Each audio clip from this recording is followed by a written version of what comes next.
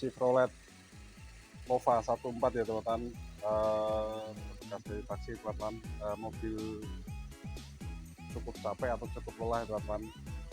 Ini ada suara klek-klek pelan-pelan tadi teman-teman.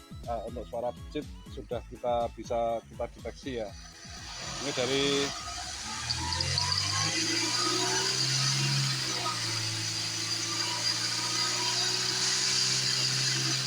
untuk suara klek-klek hanya kadang-kadang muncul ini berasal dari tensioner silidernya teman-teman. Silidernya ini masih bagus, sudah diproses, dan ini suaranya halus kalau stasioner, tapi kalau digas klek-kleknya pada stasioner dari tensioner tensioner silidernya.